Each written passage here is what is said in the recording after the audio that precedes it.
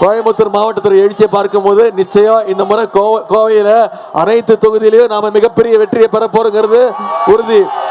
கோயம்புத்தூர் மாவட்டத்தில் போன முறை 10 இடத்துலயும் 10 தொகுதியும் வெற்றி வாய்ப்பு இழந்தோம். இந்த முறை 10க்கு 10 100% வெற்றியை இந்த முறை கோயம்புத்தூர்ல நம்ம பெற்றாகணும். செஞ்சு காட்டுவோமா?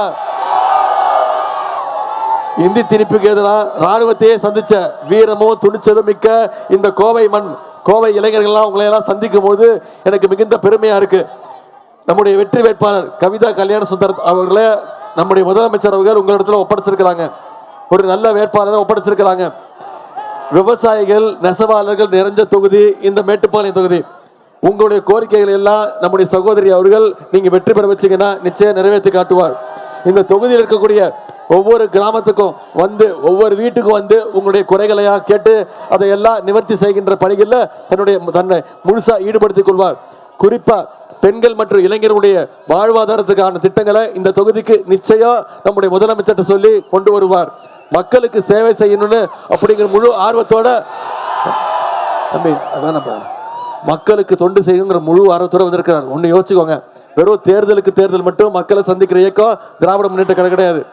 எந்த நேரத்திலையும் மக்களோடு இருக்கக்கூடிய இயக்கம், 24 மணி நேரமும் வருடம் முழுக்க மக்களோடு இருக்கக்கூடிய இயக்கம் நம்முடைய திராவிட முன்னேற்ற கழகம். அந்த நம்முடைய திராவிட முன்னேற்ற கழகத்துடைய வெற்றி வேட்பாளராக தான் சகோதரி அவர்களை தலைவர் அவர்கள் உங்கள்கிட்ட ஒப்படைச்சிருக்கிறாங்க. இவர் வெற்றி பெற்றா நிச்சயம் இந்த மேட்டுப்பாளையம் மிகப்பெரிய அளவில் வளர்ச்சி அடையும். ஆகவே உங்களுடைய வேட்பாளருக்கு உதயசூரிய சின்னத்தில் வாக்களித்து அதிகமான வாக்கு வித்தியாசத்தில் ஜெயிக்க வச்சு சட்டமன்றத்துக்கு அனுப்பி செய்வீங்களா? போன முறை நாம மேட்டுப்பாளையத்தில் வெற்றி வாய்ப்பை இழந்துட்டோம். இருந்தாலும் நான் உங்ககிட்ட வந்து கேட்குறேன், இந்த முறை உதயசூரியன் சேர்த்துக்கு வாக்களிங்க. இந்த முறை எங்களுக்கு ஒரு வாய்ப்பு அளிங்கன்னு ஏன் கேட்கிறேன்னா, எந்த தைரியத்தில் கேட்கறேன்னா, எந்த உரிமையில கேட்கறேன்னா, இந்த தொகுதிக்கு நம்முடைய சட்டமன்ற உறுப்பினர் இல்லைனாலும் நம்முடைய திராவிட மாடல் அரசு நம்முடைய முதலமைச்சர் பல்வேறு திட்டங்களை செஞ்சு கொடுத்திருக்கிறார். சில திட்டங்களை மட்டும் இங்க உங்களுக்கு ஞாபகப்படுத்த விரும்புறேன். 320 கோடி ரூபாய் மதிப்பீட்டில் பிலிச்சி ஊராட்சியில மத்திய சிறை வளாக கட்டுமான பணிகள், 25 கோடி ரூபாய் மதிப்பீட்டில் விலாமரத்தூர் குடிநீர் திட்ட பணிகள், மேட்டுப்பாளையம் நகராட்சியில 8 கோடி ரூபாய் ஒதுக்கீடு செய்யப்பட்டு வார சந்தை மற்றும் வணிக வளாகம் கட்டி கொடுத்திருக்கிறோம். 5 கோடி ரூபாய் மதிப்பீட்டில் மேட்டுப்பாளையம் பேருந்து நிலையத்தை புதுப்பிச்சு கொடுத்திருக்கிறோம். சிக்காரம்பாளையம் ஏலருமல் பள்ளம் ஆற்றில் 3 கோடி ரூபாய் மதிப்பீட்டில் ஒரு புதிய பாலம் கட்டி கொடுத்திருக்கிறோம். மேட்டுப்பாளையம் நகராட்சியில 2 கோடி ரூபாய் மதிப்பீட்டில் ஒரு சயின்ஸ் சென்டர் அறிவுசார் மையம், நெல்லித்துறை கடம்பன் கோம்பை பழங்குடியின மக்களுக்கு சாலை மற்றும் மின்சார வசதி ஏற்படுத்தி கொடுத்திருக்கிறோம். காரமடை மற்றும் கூடலூர் பேரூராட்சிகள்ல நகராட்சிகளாக தரம் உயர்த்தி உள்கட்டமைப்பு வசதிகள்லாம் மேம்படுத்தி கொடுத்திருக்கிறோம். நகராட்சியில் இருக்கக்கூடிய காரமடை நகராட்சியில 1 கோடி ரூபாய் மதிப்பீட்டில் வேளாண் கிடங்கு அமைச்சு கொடுத்திருக்கிறோம். வனபத்திர காளியவன் கோயில்ல 1 கோடி ரூபாய் ஒதுக்கீடு செய்யப்பட்டு பக்தர்கள் தங்குகின்ற விடுதியை புதுப்பிச்சு கொடுத்திருக்கிறோம். மேல் கோபுர பணிகள், சுற்றுச்சுவர் பணிகள்லாம் முடிச்சு கொடுத்திருக்கிறோம். இவ்வளவு திட்டங்களையும் இந்த மேட்டுப்பாளையம் தொகுதிக்கு கடந்த 5 வருஷத்துல நம்முடைய முதலமைச்சர் அவர்கள் செஞ்சு கொடுத்திருக்கிறாங்க. இந்த தொகுதிக்கு இவ்வளவு செஞ்சு கொடுத்திருக்கிறோம். ஒட்டுமொத்த தமிழ்நாட்டுக்கு பல்வேறு திட்டங்களை நம்முடைய முதலமைச்சர் செஞ்சிருக்கிறாங்க. சில திட்டங்களை மட்டும் ஞாபகப்படுத்த விரும்புறேன். நம்முடைய தலைவர் முதலமைச்சர் ஆனவனே அவர் போட்ட முதல் கையெழுத்து மகளிருக்கு கட்டணமில்லா பேருந்து திட்டம். ஞாபகம் இருக்கா? போன சட்டமன்ற தேர்தலில் வாக்குறுதி கொடுத்தோம். நம்முடைய தலைவர் முதலமைச்சர் ஆனவனே முதல் கையெழுத்து அதான் போட்டார். மகளிர் ஒவ்வொருத்தரும் மாசம் 900 ரூபாய் வரைக்கும் சேமிச்சிருக்கலாங்க இந்த திட்டத்தின் கீழே. இன்னைக்கு அரசு பள்ளியில் போய் படிக்கக்கூடிய குழந்தைங்க, 1ஆம் வகுப்புலேருந்து 5ஆம் வகுப்பு வரையும் படிக்கக்கூடிய குழந்தைங்க காலைல பள்ளிக்கூடத்துக்கு போனே வெறும் வயிற்றுல படிக்கக்கூடாது, பசியோடு இருக்கக்கூடாதுன்னு முதலமைச்சர் காலை உணவு திட்டம். சரி, பள்ளிக்கூடத்துக்கு பசங்களை வர வச்சுட்டோம், அடுத்து கல்லூரிக்கு அனுப்பணும். அதுக்கு தான் கல்வி ஊக்கத்தொகை. அரசு பள்ளியில படிச்சு எந்த கல்லூரியில போய் சேர்ந்தாலும் சரி, தனியார் கல்லூரியாக இருந்தாலும் அவங்க ஒவ்வொருத்தருக்கும் மாசம் 1000 ரூபாய் கல்வி ஊக்கத்தொகை நம்முடைய முதலமைச்சர் அவர்கள் வாங்கியிருக்கிறாங்க. 14 லட்சம் மாணவ மாணவிகள் பயன்பெற்று இருக்கிறாங்க.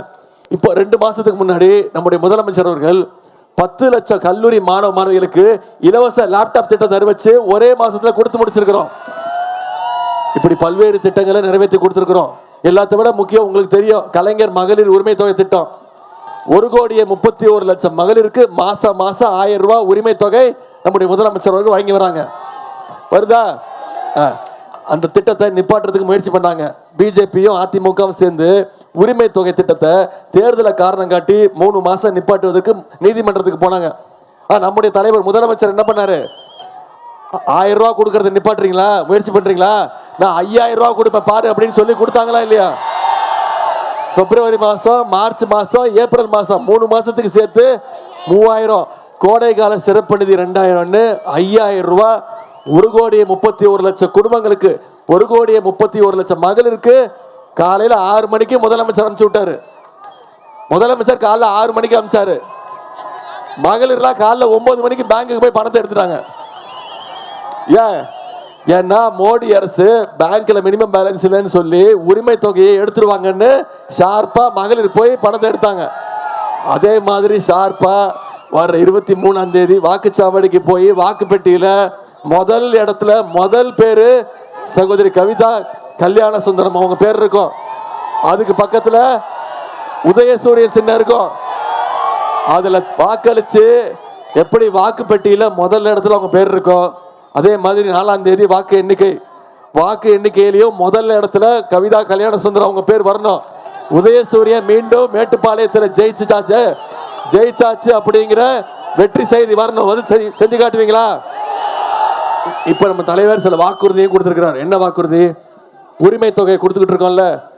ஆட்சி அமைஞ்ச உடனே நம்முடைய தலைவர் அவர்கள் மகளிர் உரிமை தொகையை 1000 ரூபாய் இல்ல, அதை அதிகப்படுத்தி 2000 ரூபாய் தரேன்னு வாக்குறுதி கொடுத்திருக்கிறாரு. முதலமைச்சர் காலை உணவு திட்டம் 5ஆம் வகுப்பு வரைக்கும் இல்ல 8ஆம் வகுப்பு வரைக்கும் விரிவுபடுத்தப்படும் சொல்லியாச்சு. கல்வி ஊக்கத்தொகை 1000 ரூபாய் இல்ல 1500 உயர்த்தி கொடுப்பேன்னு சொல்லியாச்சு. ஓஏபி முதியோர் உதவித்தொகை 1200 ரூபாய் கொடுத்துக்கிட்டு இருக்கிறோம், அதை உயர்த்தி 2000 ரூபாய் உயர்த்தி தரேன்னு சொல்லியிருக்கிறாங்க. அடுத்த 5 வருஷத்துல 35 லட்சம் கல்லூரி மாணவிகளுக்கு இலவச லேப்டாப் வழங்கப்படும் வாக்குறுதி கொடுத்திருக்கிறோம். அடுத்த 5 வருஷத்துல 10 லட்சம் கலைஞர் கனவு இல்லம் கட்டப்பட்டு யாருக்கெல்லாம் வீடு இல்லையோ அவங்களுக்கு வீடு கட்டி தருவோம்னு வாக்குறுதி கொடுத்திருக்கிறோம். எல்லாத்த விட முக்கியமான வாக்குறுதி உங்களுக்கு தெரியும், ஏற்கனவே தெரியுமா? ஏற்கனவே முடிவு பண்ணிட்டீங்களா? வீட்டுல பேசி மகளிர்லாம் கேட்கிற வீட்டுல முடிவு பண்ணிட்டீங்களா? ஆட்சி அமைஞ்சோடனே முதலமைச்சர் அவர்கள் அனைத்து மகளிருடைய கைகள்லையும் 8000 ரூபாய் நம்முடைய முதலமைச்சர் அவர்கள் ஒப்படைச்சிருவாங்க. வீட்டுக்கு என்ன மின்சாதன பொருட்கள் வேணுங்கிறத மகளிர் நீங்களே முடிவு பண்ணி வாங்கிக்கலாங்கிற திட்டத்தை நம்முடைய தலைவர் அவர்கள் அறிவிச்சிருக்கிறாங்க. இதெல்லாம் நான் இப்போ இவ்வளவு நேரம் இவ்வளவு திட்டங்கள் சொன்னேன்ல, இந்த 5 வருஷம் நம்ம என்னெல்லாம் பண்ணியிருக்கிறோம், மீண்டும் ஆட்சிக்கு வந்தா என்னெல்லாம் பண்ணுவோம் அப்படின்னு வாக்குறுதிகள்லாம் கொடுத்தேன்ல. யோசிச்சு பாருங்க, கடந்த 5 வருஷத்துல ஒன்றிய பாஜக அரசு, மோடி அரசு தமிழ்நாட்டுக்குன்னு ஏதாவது திட்டங்கள் கொடுத்திருக்காங்களா? எந்த திட்டமும் கிடையாது. தமிழ்நாட்டுக்கு ஏதாவது நிதி கொடுத்திருக்காங்களா? நமக்கு கேட்கிற நிதியும் கிடையாது. நம்முடைய கல்வி நிதியும் பறிச்சு வச்சிட்டு இருக்காங்க. 3500 கோடி கொடுக்க முடியாதுன்ட்டாங்க. மும்மொழி கொள்கை ஏத்துக்கணும்ன்றாங்க. மும்மொழி கொள்கைனா என்ன? மீண்டும் இந்தி திணிப்பை தமிழ்நாட்டுக்குள்ள திணிக்கிறதுக்கான முயற்சியை ஒன்றிய மோடி அரசு செஞ்சுக்கிட்டு இருக்கு. நமக்கு எந்த திட்டங்களும் வர்றதில்லை. போன வருஷம் ஒன்றிய அரசுடைய பட்ஜெட்ல தமிழ்நாட்டுக்குன்னு எந்த திட்டமும் இல்லை. பட்ஜெட்ல தமிழ்நாடுங்கிற பேரே இல்லை. இப்படி தமிழ்நாட்டை தொடர்ந்து புறக்கணிக்கிற பழி வாங்குற ஒன்றிய பாஜக அரசை நம்ம பழி வாங்கணுமா வேணாமா? அதனால்தான் நம்முடைய தலைவர் மீண்டும் மீண்டும் சொல்றார், வர்ற சட்டமன்ற தேர்தல் டெல்லி அணி வெர்சஸ் தமிழ்நாடு அணி. டெல்லி அணியை நாம வீழ்த்த வேண்டும், தமிழ்நாடு அணி நாம ஜெயிச்சு காட்டணும். அதுக்கு ஜெயிச்சு காட்டணும்னா இங்க மேட்டுப்பாளையத்துல அதிகமான வாக்கு வித்தியாசத்துல உதயசூரியன் வெற்றி பெற்றாச்சுங்கிற செய்தி வரணும். அதை செஞ்சு கொடுப்பீங்களா? இப்போ விஷயத்துக்கு வருவோம். பாவீங்களா? இந்த பாருங்க, இதுக்கெல்லாம் நான் பொறுப்பேற்றுக்க மாட்டேன். மூஞ்சி மூடிக்கிட்டு தான் போயிட்டு வந்தாரு மோடியை பார்க்கறதுக்கு. டெல்லியில போய் 3 கார் மாறி மூஞ்ச மூடிக்கிட்டு எல்லாமே நீங்களே வச்சிருக்கீங்களா?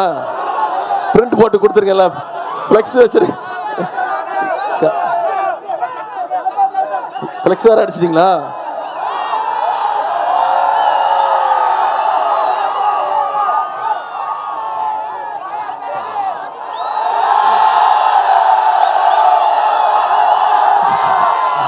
இது என்ன போட்டோன்னு தெரியுதாம்மா? இதெல்லாம் நான் எடுத்துட்டு வரல, நீங்களே தான் எடுத்துக்கிட்ட காட்டுறீங்க. இதுக்கெல்லாம் நான் திட்டு வாங்க முடியாது. என்ன கண்ணா அப்படின்னு திட்டுறாரு இவரு. நீங்க மொரட்டு பக்தர்கள் பார்த்திருப்பீங்க, மொரட்டு தொண்டர்கள் கேள்விப்பட்டிருக்கீங்க. ஒரு மொரட்டு அடிமையை பார்த்திருக்கீங்களா? யார் இந்த மொரட்டு அடிமை? இவ்வளவுதான் விஷயம். இதை நான் சொன்னேன்னு சொல்லிதான் என் மேல கடும் கோபத்தில் இருக்காரு. என்ன கண்ணா அப்படின்னு திட்டுறாரு. என்ன செத்து போன்ட்டாருமா, என் உயிரை வாங்குறான் அப்படின்ட்டாரு. இந்த போட்டோ காட்டினதுக்கு தான், போட்டோ அப்புறமா தான் காட்டினேன். முரட்டு அடிமைன்னு சொன்னதுக்காக தான் இவ்வளவு கோவம் என் மேல. அப்புறம் என்ன சொல்லிட்டாரு, உதயநிதிக்கு எந்த அனுபவம் கிடையாது, என்ன அனுபவம் இருக்குன்னு அவர் பேசுறாரு அப்படின்ட்டாரு. நான் சொன்னேன், ஆமா உங்க அளவுக்குலாம் எனக்கு அனுபவம் கிடையாது, குறிப்பா இந்த அனுபவம் கிடையாது அப்படின்னா. இதுதான் கீழே ஒருத்தர் படுத்திருக்காருமா, அந்த போட்டோ இருக்குல்ல, அதே வேற ஆங்கிள். அது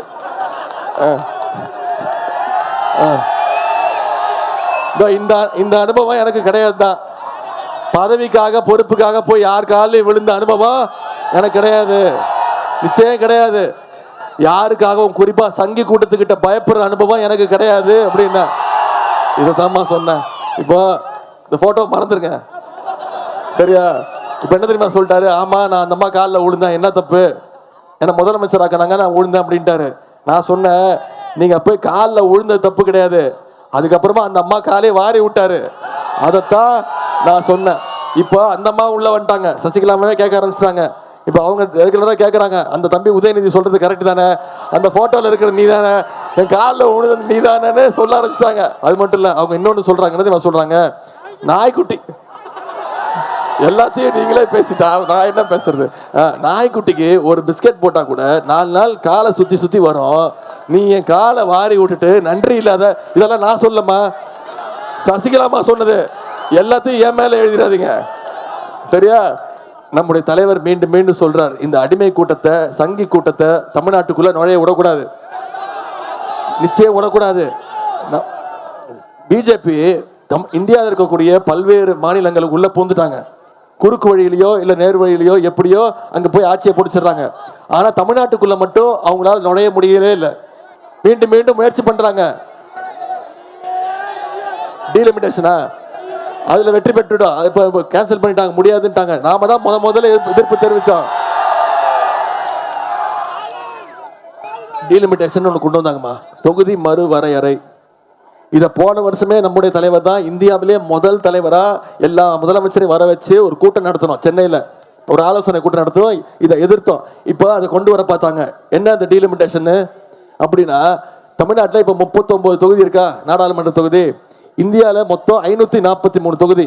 அதை அதிகப்படுத்துறாங்க, மக்கள் தொகையை வச்சு அதிகப்படுத்துறாங்க. எவ்வளோ? 815 தொகுதி ஆக்க போறாங்க. நாம என்ன சொன்னோம், நீங்க 39 அதிகப்படுத்தினீங்கன்னா நமக்கு தமிழ்நாட்டுக்கு 59 தொகுதி வரணும். ஆனா ஒன்றிய பாஜக அரசு என்ன சொல்றாங்கன்னா, தமிழ்நாட்டில் மக்கள் தொகையை நீங்க கட்டுப்படுத்திட்டீங்க, வட மாநிலங்கள்லாம் சரியா கட்டுப்படுத்தின நம்ம, அதாவது ஒன்றிய அரசு சொல்லி மக்கள் தொகையை கட்டுப்படுத்துற நமக்கு தண்டனை. 47 தொகுதி தான் தமிழ்நாட்டுக்கு தருவோம் அப்படின்னாங்க. 49 நாடாளுமன்ற தொகுதி, 12 தொகுதி நமக்கு கம்மி பண்ணாங்க. அதைத்தான் எதிர்த்து நம்முடைய தலைவர் தொடர்ந்து குரல் கொடுத்துக்கிட்டு இருந்தோம். இன்னைக்கு பார்லிமெண்ட்ல வந்துச்சு, அதுல தோத்து போயிட்டாங்க, முடியாதுன்ட்டாங்க, அந்த சட்டத்தை ஏத்துக்க முடியாது. இன்னைக்கு ஒட்டுமொத்த இந்தியாவும் சொல்லிட்டாங்க. இன்னைக்கு ஒட்டுமொத்த இந்தியாவுக்குமே நம்முடைய தலைவர் தான் ஒரு முன்மாதிரியாக, ஒரு எடுத்துக்காட்டாக, மாநில உரிமை எங்கெல்லாம் பறிபோகுதோ, எங்கெல்லாம் ஒன்றிய அரசு கை வைக்குதோ அதெல்லாம் தட்டி கேட்கக்கூடிய ஒரே முதலமைச்சர் நம்முடைய முதலமைச்சர் தான். அதனால்தான் மீண்டும் மீண்டும் சொல்றோம், டெல்லியிலேருந்து தமிழ்நாடை கண்ட்ரோல் பண்ண பாக்குறாங்க. எடப்பாடி பழனிசாமிங்கிற ஒரு ரிமோட் கண்ட்ரோல், ஒரு 1ஆம் நம்பர் முரட்டு அடிமையை வச்சுக்கிட்டு தமிழ்நாட்டை எப்படியாவது கண்ட்ரோல் பண்ணணும்னு முயற்சிக்கிறாங்க. அதனால்தான் நம்முடைய தலைவர் மீண்டும் மீண்டும் சொல்றாரு, தமிழ்நாடு என்னைக்குமே டெல்லிக்கு அவுட் ஆஃப் கண்ட்ரோலாகத்தான் இருப்போம். அதை இந்த தேர்தலில் மீண்டும் மீண்டும் நாம நிரூபிச்சு காட்டணும். செஞ்சு காட்டுவீங்களா? வெற்றி உறுதியா? உங்களுக்குலாம் ஒண்ணு தெரியுமா, நானும் ஒரு வேட்பாளர், அது தெரியுமா உங்களுக்குலாம்? எந்த தொகுதியும் தெரியுமா? சேப்பாக்கம் திருவல்லிக்கேணி தொகுதியில் நான் ஒரு வேட்பாளர். என் தொகுதிக்கே இன்னும் போல, இன்னும் வாக்கு கேட்கவே போல. நான் என் தொகுதிக்கு போகாம மேட்டுப்பாளையத்துக்கு வந்து சகோதரி கவிதா கல்யாண சுந்தரம் ஜெயிக்கணும்னு உங்ககிட்ட கேட்டுக்கிட்டு இருக்கேன்ல. ஏன்னா என் தொகுதி வெற்றியை விட எனக்கு இங்க மேட்டுப்பாளையம் தொகுதியோட வெற்றி மிக மிக முக்கியம். செஞ்சு கொடுப்பீங்களா?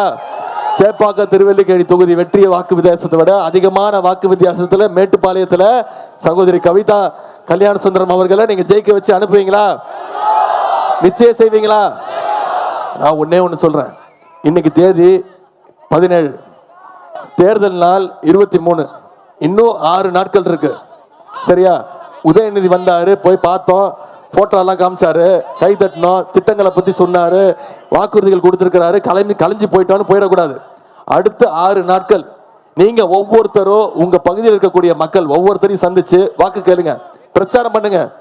ஏன் உதயசூரிய சின்னத்துக்கு வாக்களிக்கணும், ஏன் மேட்டுப்பாளையத்துல சகோதரி கவிதா அவங்க ஜெயிக்கணும், ஜெயிச்சா என்ன திட்டங்கள் நம்ம வாக்குறுதி கொடுத்திருக்கிறோம், 5 வருஷத்துல என்னென்ன திட்டங்கள் கொண்டு வந்திருக்கிறோம், எல்லாத்த விட முக்கியம் சங்கி கூட்டத்தையும் அடிமை கூட்டத்தையும் தமிழ்நாட்டுக்குள்ள நுழைய விட்டுறக்கூடாது.